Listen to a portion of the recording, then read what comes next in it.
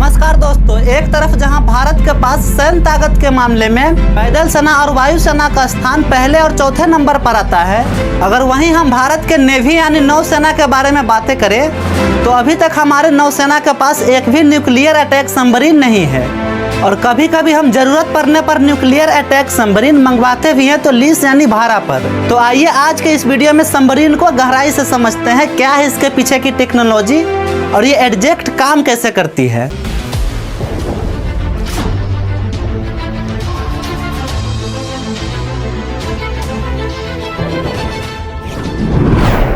मैं आज के इस वीडियो में मिलिट्री सबमरीन के ऊपर ही फोकस करूंगा, क्योंकि ज्यादातर सबमरीन जो आज के इस दौर में एडजस्ट करती है वो है मिलिट्री सबमरीन। और टूरिज्म के लिए जो सबमरीन होते हैं उसके डिजाइन अलग अलग हो सकते हैं, कुछ इस प्रकार से।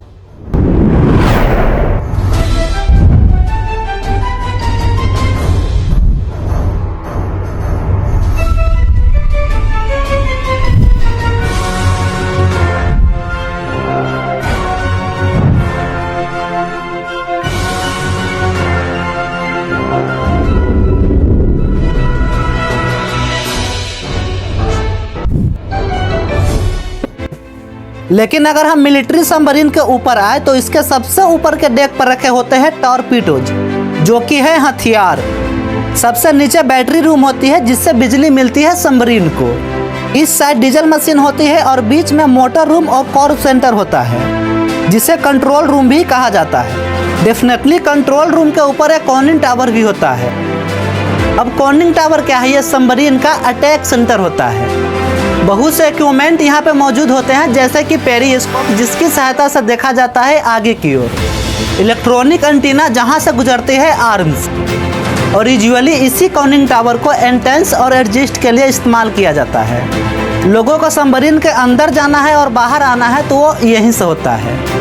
अब सबमरीन को आगे पीछे मूवमेंट करने के लिए इस्तेमाल किया जाता है प्रोपेलर का, जो बेसिकली ये पंखा है घूमने वाला। अब पानी के अंदर ट्रेवल करने के लिए रास्ता ढूंढने की भी ज़रूरत होती है। इसके लिए इस्तेमाल किया जाता है सोनार टेक्नोलॉजी का। सोनार का टेक्नोलॉजी साउंड पर रिलाइज करती है, आवाज़ पर।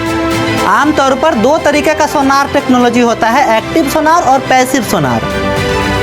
एक्टिव सोनार में सबमरीन की तरफ से आवाज़ निकाली जाती है, और जब वो आवाज़ पानी के अंदर ट्रेवल करके किसी ऑब्जेक्ट से टकराकर वापस रिफ्लेक्ट होकर सबमरीन तक पहुंचती है, तो उस टाइम से डिस्टेंस को कैलकुलेट किया जाता है, जिससे यह अंदाज़ा लगाया जाता है कि सबमरीन कहां पर है और आगे क्या चीज़ मौजूद है। लेकिन पैसिव सोनार में सबमरीन अपनी तरफ से कोई आवाज़ नहीं निकालती, बल्कि बाकी और सबमरीन को डिटेक्ट करने के लिए उसके इंजन की साउंड और उसके प्रोपेलर की आवाज़ को पकड़ा जाता है, और उससे अंदाज़ा लगाया जाता है कि वह यानी सबमरीन कितनी दूर है। और एक सबमरीन पर एक सोनार नहीं बल्कि कई सारे सोनार लगाए जाते हैं उनके चारों तरफ। कंटिन्यूसली उन सबसे डाटा कलेक्ट किया जाता है, ये श्योर करने के लिए कि सबमरीन के आगे कोई ऑब्जेक्ट तो नहीं है। अब बात करते हैं पावर सोर्स की। सबमरीन को चलने के लिए एनर्जी कहाँ से मिलती है? ये डिपेंड करती है सबमरीन के अलग अलग टाइप पर। मेनली दो तरह के सबमरीन है इंडिया में, कन्वेंशनल सबमरीन और न्यूक्लियर सबमरीन।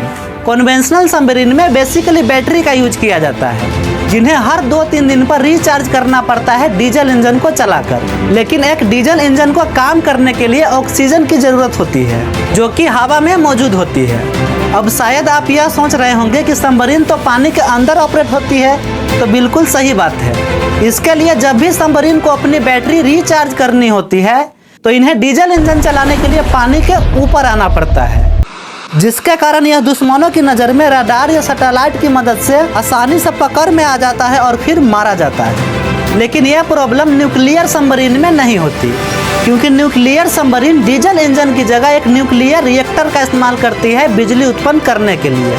इसीलिए न्यूक्लियर सबमरीन कई महीनों तक पानी के अंदर रह सकती है और दुश्मनों के सबमरीन और जहाज पर अटैक करती रहती है। लेकिन यहाँ पर एक प्रॉब्लम आ जाती है ह्यूमन फैक्टर की वजह से।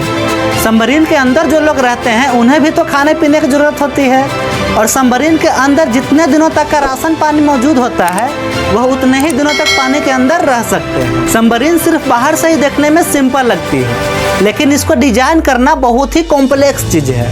और यही कारण है कि भारत के पास आज भी एक भी न्यूक्लियर अटैक सबमरीन नहीं है। 2011 में रूस से INS चक्रवात मंगवाए थे लीज यानी भाड़ा पर, जो कि एक न्यूक्लियर अटैक सबमरीन थी और वह अपना 10 साल पूरा करके 2021 में वापस से रूस चला गया। अगला न्यूक्लियर अटैक सबमरीन INS चक्र 3 रूस से ही मंगवा रहे हैं, जो कि 2025 में आएगा और अपना 10 साल पूरा करके 2035 में वापस चला जाएगा।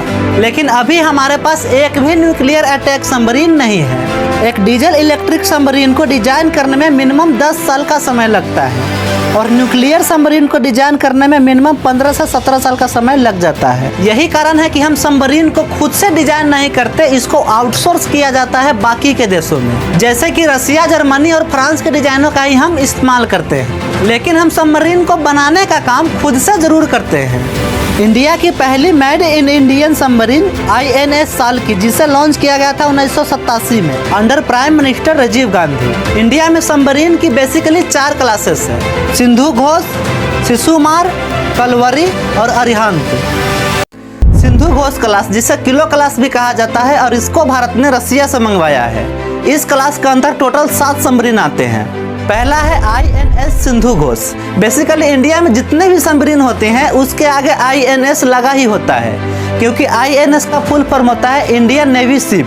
दूसरा है सिंधु विजय, सिंधु केसरी, सिंधु कृति, सिंधु राष्ट्र, सिंधु राज, सिंधु रत्न। इस क्लास की किसी भी सबमरीन में AIP टेक्नोलॉजी यानी एयर इंडिपेंडेंट प्रोपल्शन सिस्टम का उपयोग नहीं किया गया है, जिसका कारण इसे हर 2-3 दिन पर पानी के बाहर आना पड़ता है अपनी बैटरी को रिचार्ज करने के लिए, और ये आसानी से ट्रैक हो जाते हैं रडार या सैटेलाइट की मदद से। दूसरा है शिशुमार क्लास, इसे हम टाइप 209 के नाम से भी जानते हैं, जिसे हमने जर्मनी से मंगवाया है। इस क्लास के अंदर भी टोटल 4 सबमरीन आते हैं: शिशुमार, शंकुश, संकुल, साल्की। और इस टाइप के किसी भी सबमरीन में AIP टेक्नोलॉजी का प्रयोग नहीं किया गया है। अब तीसरा आता है कलवरी क्लास, जिसे स्कॉर्पियन क्लास भी कहा जाता है, और इस क्लास की सभी सबमरीनें हमने फ्रांस से मंगवाए हैं। इस क्लास के अंदर भी टोटल 6 सबमरीन आती है, और इस क्लास में भी AIP टेक्नोलॉजी का प्रयोग नहीं किया गया है। कलवरी, गरंज, खंडेरी, बेला, वारिद, वक्सील।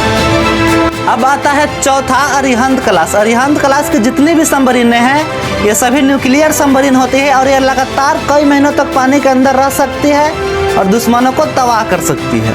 लेकिन न्यूक्लियर सबमरीन जो हमारे पास है वो सिर्फ मिसाइलें छोड़ती है, पानी के अंदर अटैक नहीं कर सकती। पहला है अरिहंत और दूसरा है अरिघात। S3, S4, S5 अभी पेंडिंग में है, और यह कब तक बनकर तैयार हो जाएगा किसी को भी नहीं मालूम। एक होता है अकुला क्लास। अकुला क्लास की जितनी भी सबमरीनें होती हैं वो सभी न्यूक्लियर अटैक सबमरीन होती है, जो लगातार कई महीनों तक पानी के अंदर रहकर अटैक करती रहती है। लेकिन अकुला क्लास की एक भी सबमरीन अभी भारत के पास नहीं है, ऐसी अभी भारत की स्थिति है।